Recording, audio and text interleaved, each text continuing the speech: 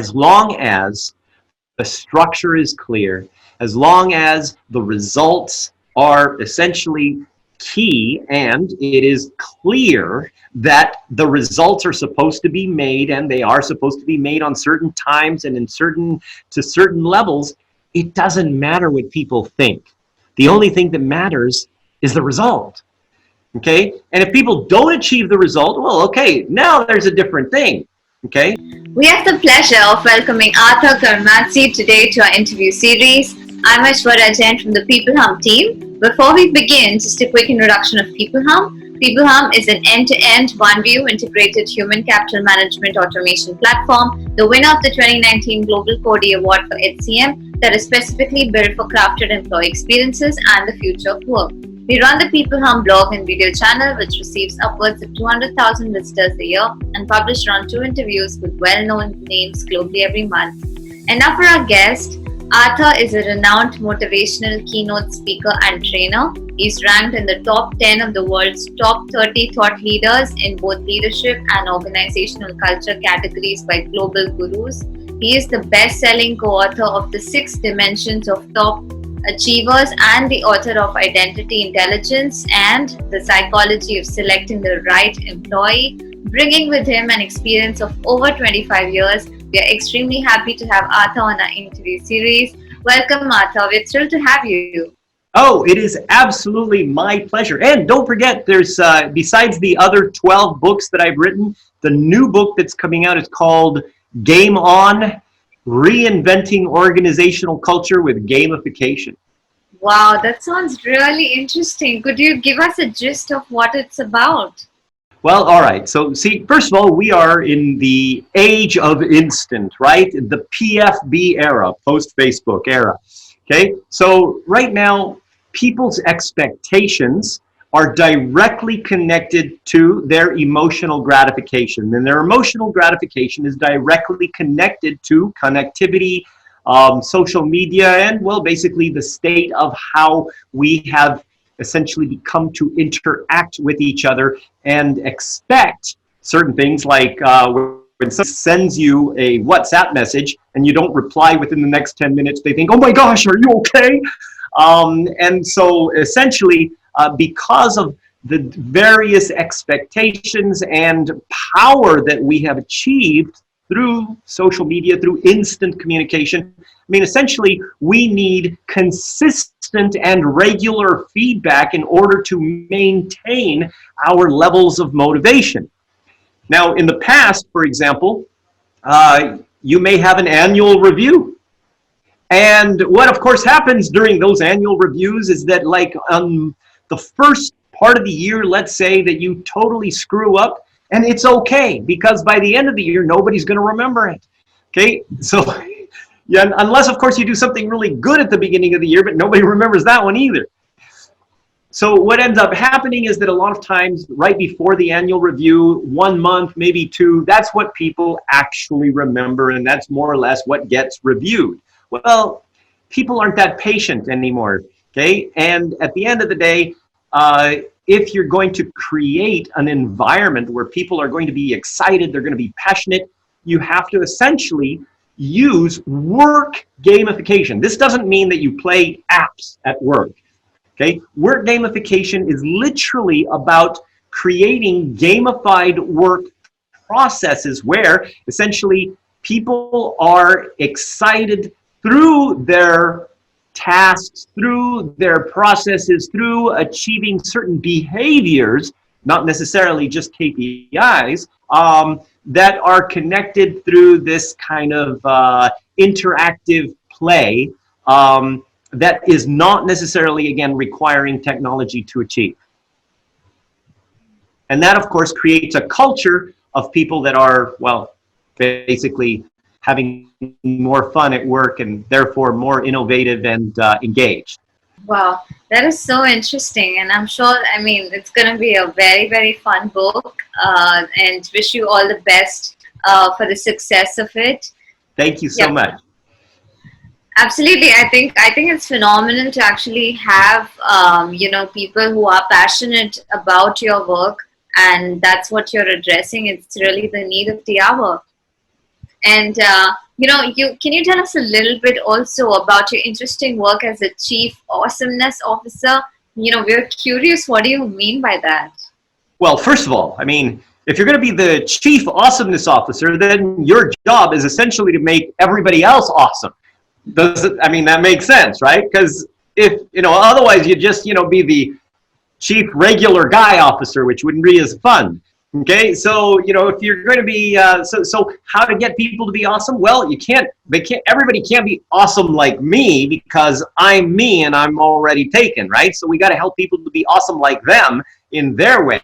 So of course that requires us to understand people, understand how they work, what they want, primary motivators, as well as even the genetic processes of how they get clarity so that they can do their work in their best natural way.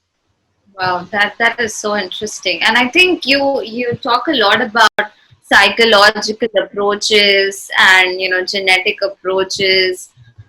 So when you need to give a psychological angle to leadership strategies and organizational cultures, why do you think the new age organizations of today are doing a better job with employee engagement?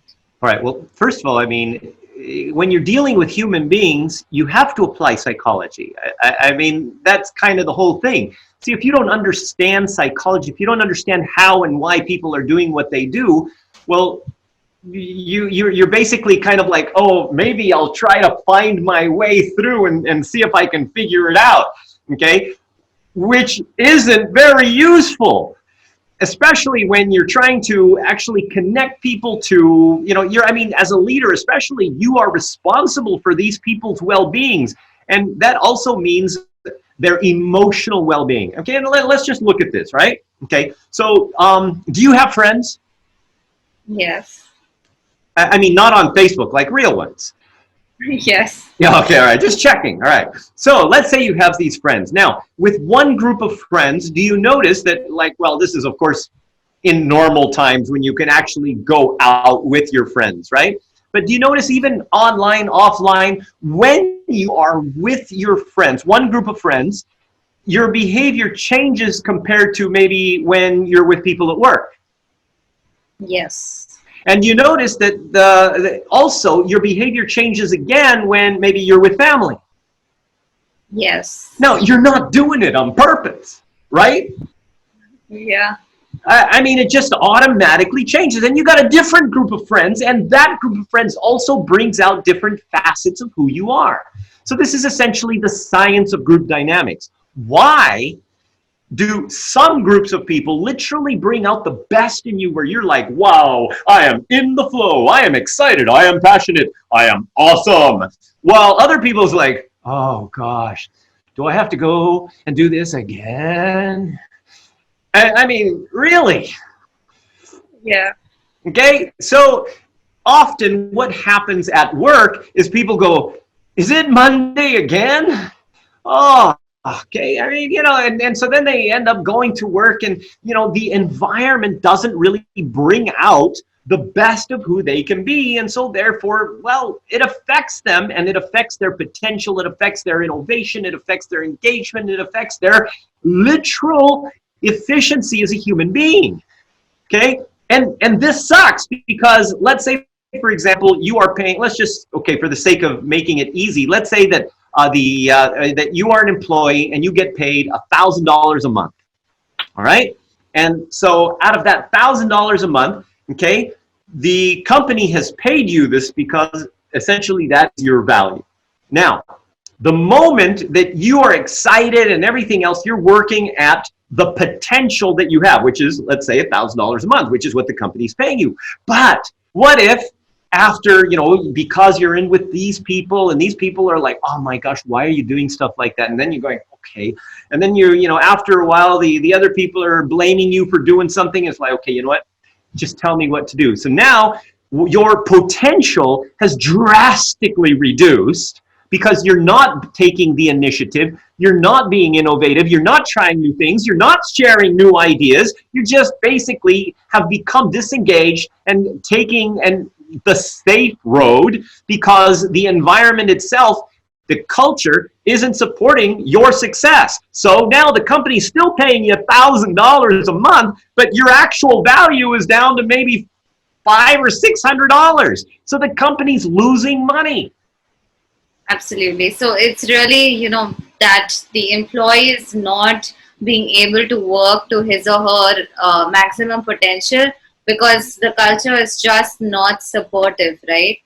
Exactly. And this is where, by understanding the science of group dynamics, you can literally craft or sculpt cultures that support high-performing individuals.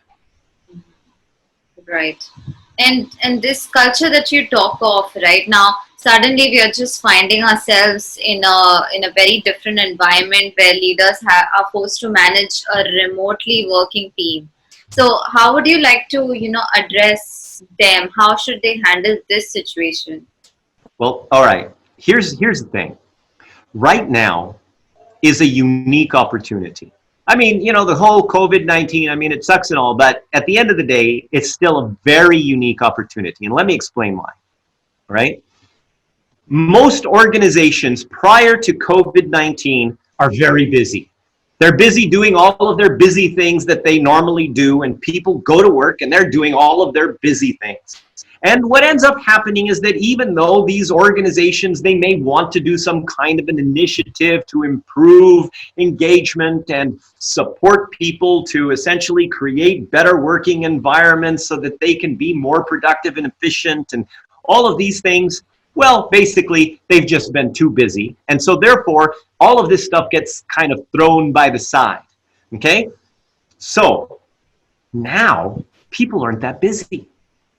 Okay, right now is such an amazing opportunity for organizations to literally get their people to create the type of organizational culture that is going to support the success of the people and, of course, ultimately the success of the organization.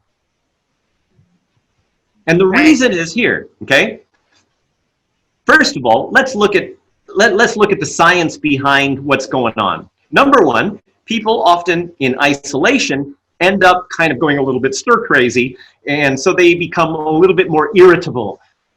All right? Now, that's bad.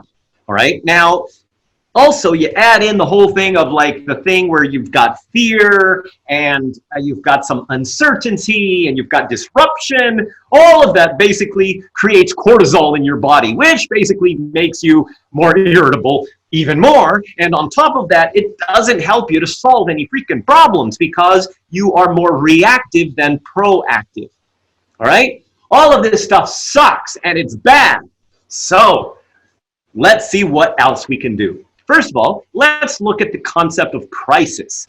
Now, in a crisis, what happens is that people, if they have a common goal, can come together. And if that goal creates a greater purpose, something bigger, something that they have hope for, something that they're going to go like, my gosh, in the future, if we do this, we're going to get this great thing. And now they get excited. And then you got the crisis that's bringing people together. I mean, it's like, I don't know if you know anything about history, but for example, like Arminius, all right? Arminius was this German guy that was during the Roman times who essentially, he brought together all of the Germanic tribes that were fighting against each other to literally overthrow, throw Rome out of, out of the area. And that was the beginning of the fall of the Roman Empire, right? But see, it required a crisis. It required him to basically get everyone together against a common enemy. In this particular case, the common enemy, the coronavirus. Dun, dun, dun! Okay, and so now you've got these people that are like, wow, okay, so here's this thing, and what can we do together? So now you've got an opportunity for people to kind of come together, do some teamwork, actually go ahead and create some new ideas, get innovation. And the first thing they got to start with is, what is the ideal working environment? And I don't mean like swimming pool in the class in the office. I mean like ideal environment. Okay, and generally that's going to relate to more teamwork, supportive environment where basically you can go ahead and talk to the finance guy if you need something over there, or you can go and talk to the CEO. Okay, it relates to trust, either being trusted to do things in your own way, or for that matter, trusting other people to be accountable. Okay, and it relates to clarity, having the vision, having the knowing what you need to do in order to succeed, and finally, it relates to fun. Okay, and these 5 things, I didn't make those up. We've actually asked this question, what's the ideal working environment? We've asked this in 57 different countries, different cultures, different age groups, different education, different levels from CEO to janitors. It's all more or less the same thing, very similar. And so if you get people connected with this concept of creating their own ideal working environment, which essentially is predictable because people generally want most of the same stuff, okay? And then you connect it with solving some of the main problems of the organization. And you'll find that ultimately there's about 3 things that most people would agree on that are going to be the bigger problems, okay? And the senior management may not be aware of these. Or in some cases, the senior management may sort of be aware, but it's kind of not important, okay? But once the people have the opportunity to solve these problems, create this own ideal working environment, and then what they do is they create guiding principles or what types of behaviors they want to have in order to treat each other, in order to achieve that ideal working environment, and basically to solve those problems for themselves. So essentially, it's an opportunity for senior management to facilitate their staff to achieve the culture that they want to achieve. And the staff will do it. Why? Because it benefits them. It gets them excited about their ultimate place to work. And the coronavirus will eventually go away, so it gives them that future potential. It's like, wow, we can do this. Think of what we can do, and it's going to get them all creative, and it's going to get them to communicate and connect with each other online. And this is such a unique opportunity that hopefully won't happen again. Absolutely. So it's like, just engaging them in such a way to show them that there's a higher purpose in all of this, and when this is all over, there is just so much more to achieve. So just understanding their psychology, and since we're all the brain is under constant threat right now, because there is something that's larger at play outside. So it's the concept of flight or fight, which is, we're kind of battling with that. So I think it makes total sense to just look at this as a very opportunistic, situation right now, and really have something which will be very purposeful. And I think that there are a lot of hurdles, even though we try to create a beautiful organizational culture, an ideal workplace culture, which a lot of people have in mind, but they are unable to execute it. So do you have any tips for, executing this ideal workplace culture? Okay, well, let me just kind of give you an idea of what we do, right? So first of all, I mean, pre-coronavirus, all right, we actually, that's one of the things we do. We go into companies, we facilitate their people to create the organizational culture, and then we facilitate their people to maintain it and implement it. It's an implementation situation. It's not like, hey, let's try to come up with something and then nothing happens. See, one of the key things is having those consistent purposes being there on a regular basis. I mean, it's kind of like when you have a project, right? Or a goal, okay? The moment that you finish that goal, it's like, oh, okay, I'm done. Well, then in order to maintain that level of purpose, you have to have another goal, right? Or another project, okay? So one of the key things, I mean, for example, one of the things we use is gamification. So we use an app called Squadly, all right? Squadli.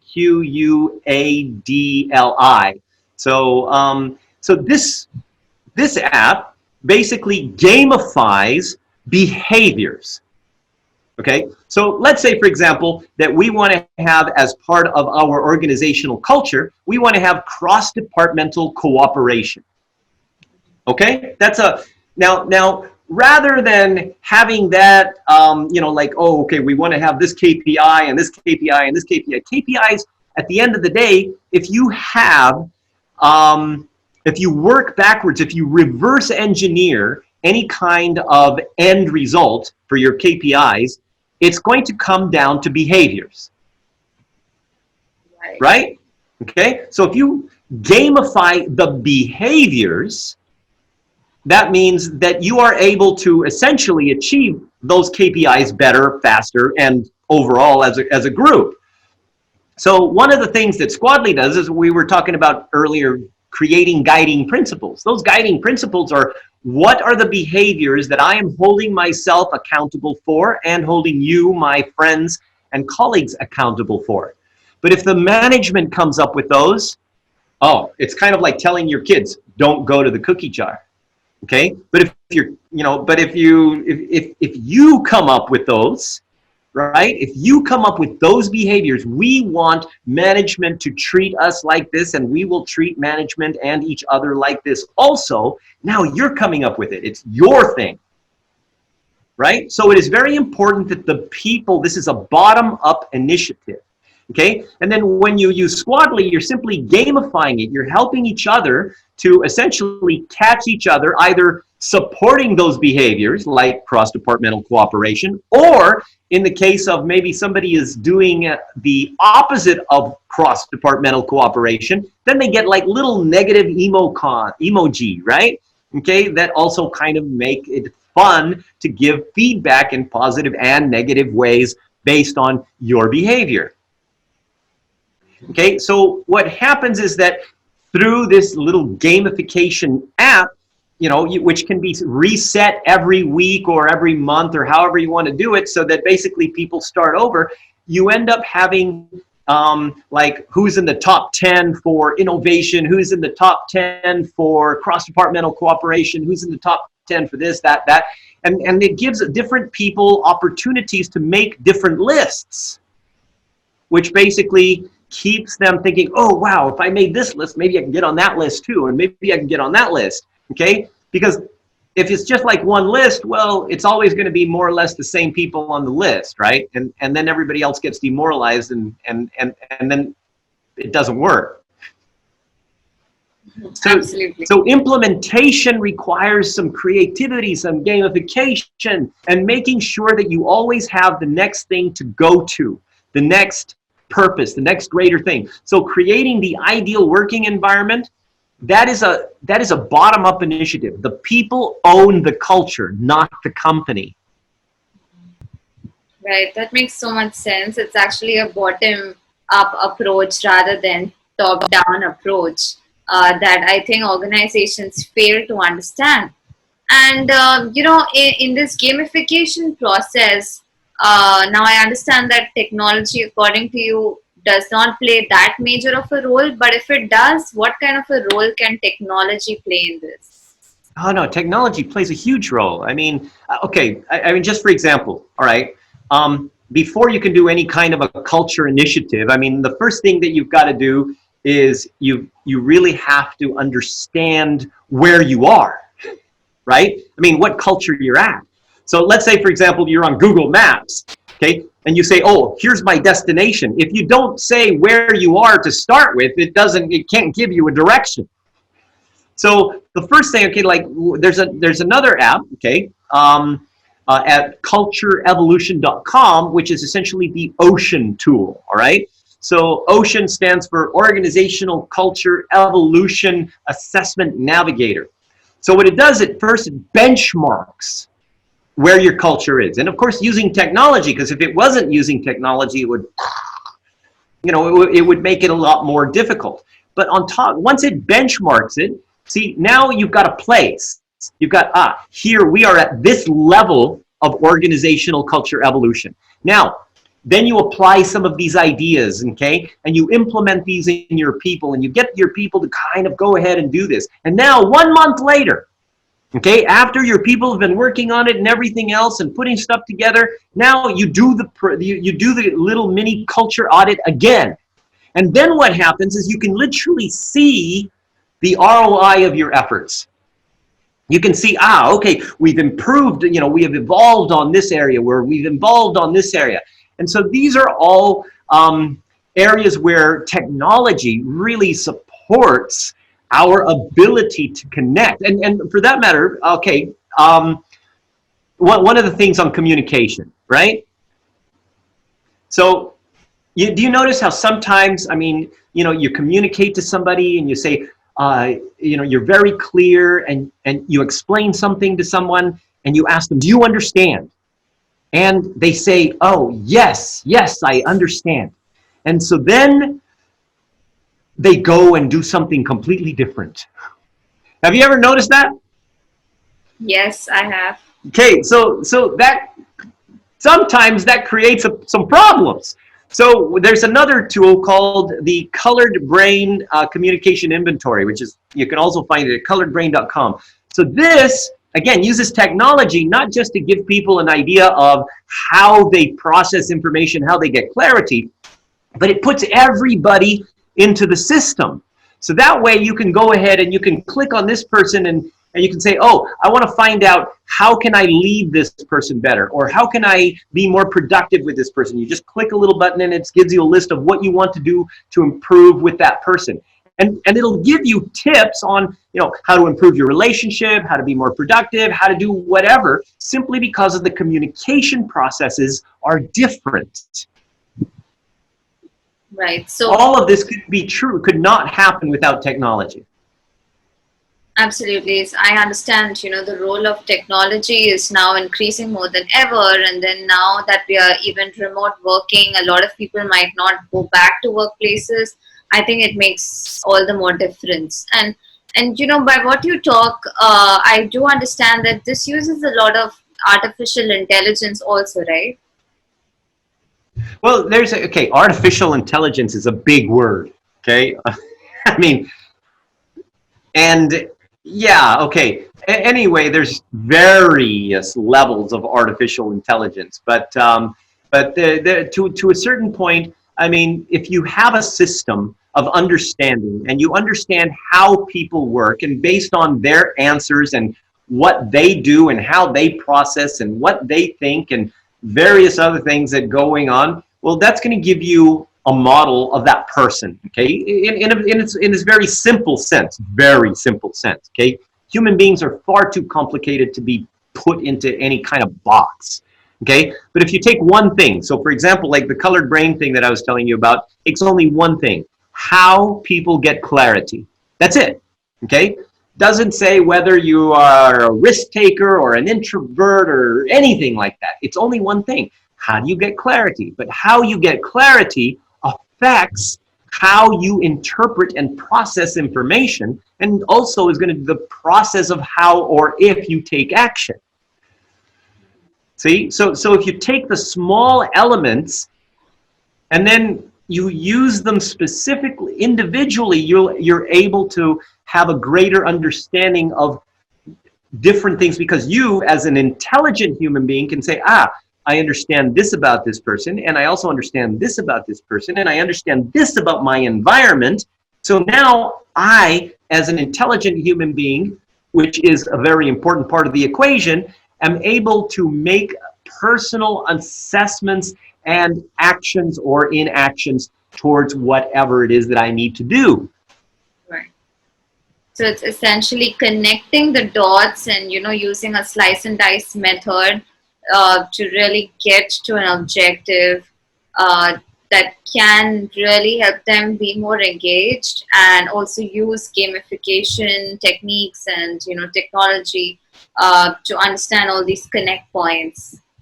Absolutely. Like, for example, in Colored Brain, right, where one section, depending on what goes on, there are people who are in your danger zone, okay? And these are people that you might have difficulty communicating with. But by understanding that, now you can say, okay, how can I communicate better with these people?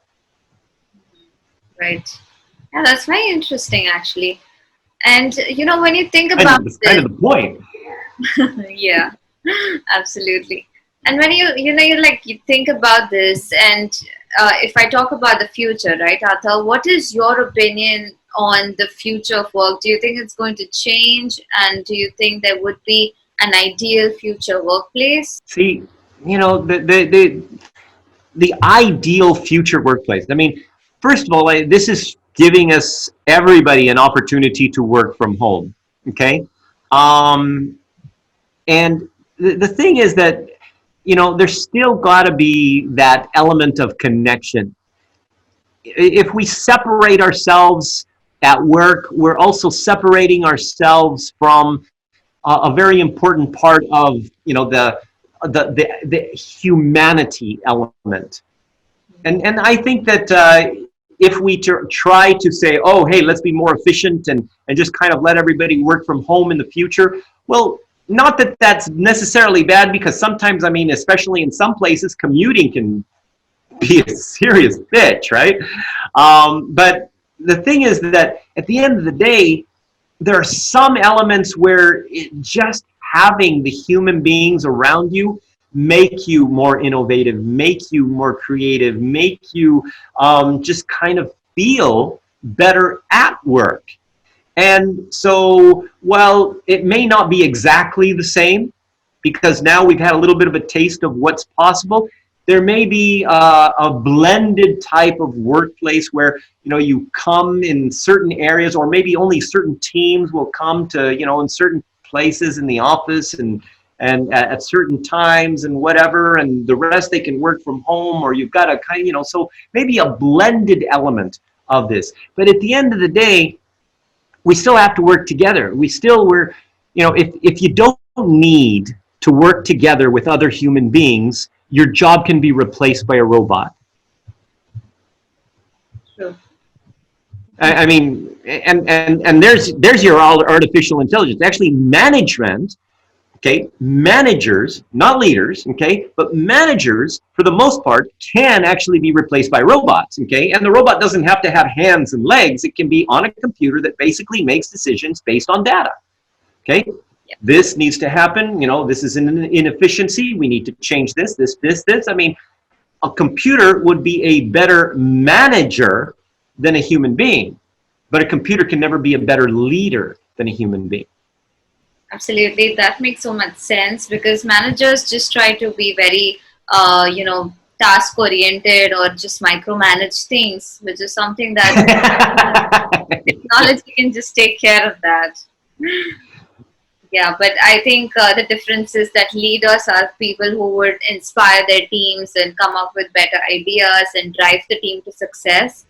And that's something that technology still cannot, accomplish. Absolutely. Yeah, makes a lot of sense. And do you think, with the energy of millennials coming into the mix now, and there are so many gig workers, and especially when you talk about Gen Z, their attention spans are really decreasing. So is there a way that they can manage their time effectively and be more engaged at workplaces? Okay. First of all, I mean, the assumption is that Gen Z are not engaged in their workplace. Well, okay, if you actually look at the research, most of the Gen Z actually want to work, and they're actually willing to work a little bit harder than their predecessors, the millennials, okay, at least according to the statistics. However, I mean, at the end of the day, it's still going to be about your parents, your upbringing. And if you're still going to have that element of technology that is now a part of your life. Okay, the biggest problem is that parents, okay, have essentially used technology as a babysitter. That has really been the creation of the problem, because now it's like, oh, okay, well, my son is starting to cry or whatever, or they just let me just I need to focus on my own stuff. So here, play a game. Okay. And if you carry that through into the workforce, well, okay, think of the ramifications of that. Like, let's just do a quick fix. Okay. And so therefore, things like innovation and customer service and things like that may fall by the wayside because it's like, oh, it's a quick fix. Let's just do this. Let's just give them that. Okay.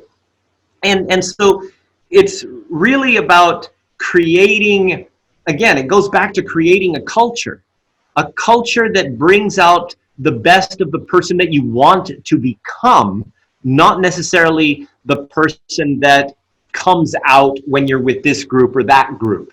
Because if you put one person into, I mean, just here, let's just look at some of the research we've done, right? Okay, give you an idea. There was one of the companies we were working for, one of the teams was a logistics team. Their job was, they were 10 people. Their job was to take furniture that has been ordered by the client, okay, and deliver it to the client on time and with as little damage as possible.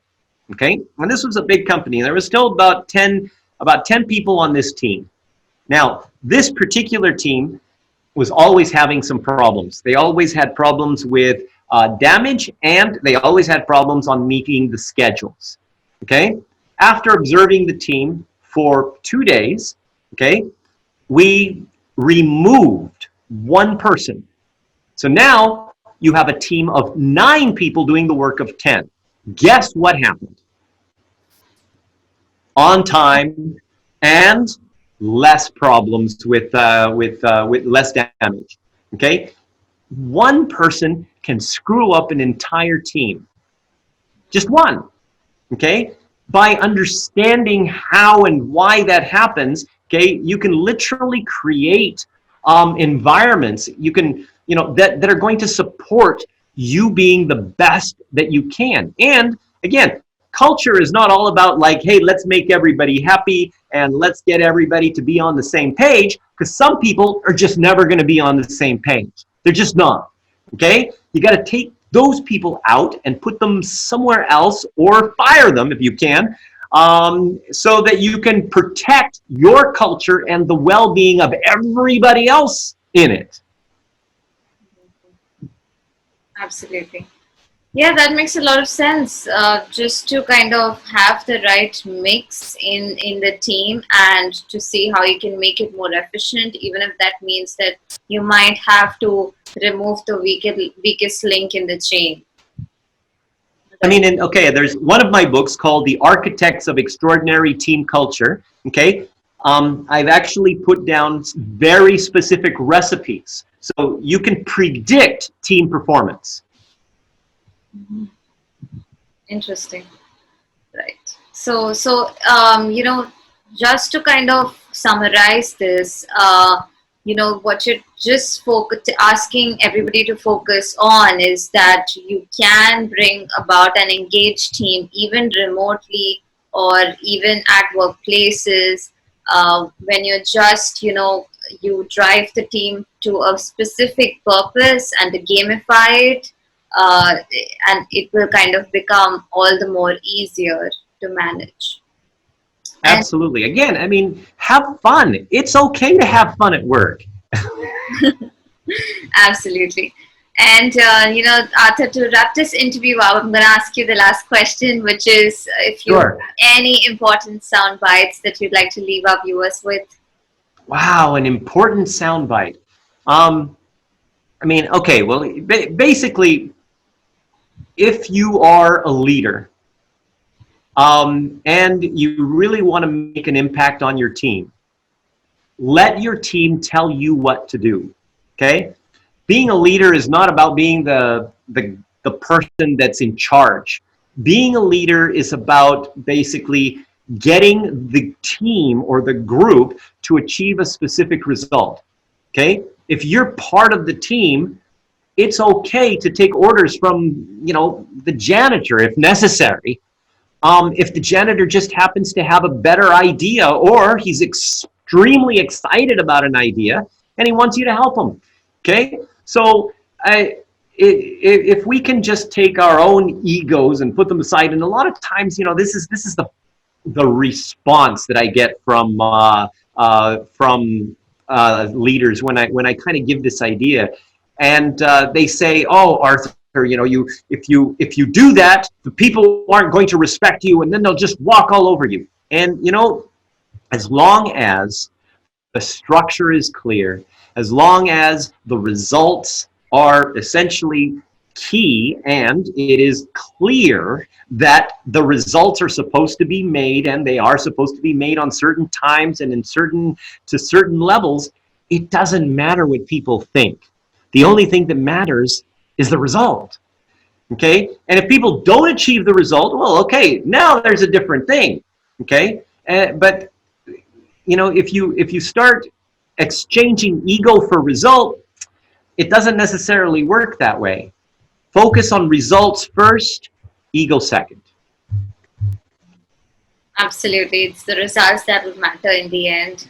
And whatever you've said, it's been such a learning experience for us because these are new things and concepts that we understood. So thank you so much for talking to us, Arthur. It was a pleasure. It was my pleasure. So take care, Arthur, and let's stay in touch. Have a healthy time ahead of you. You too. Bye-bye. Bye-bye.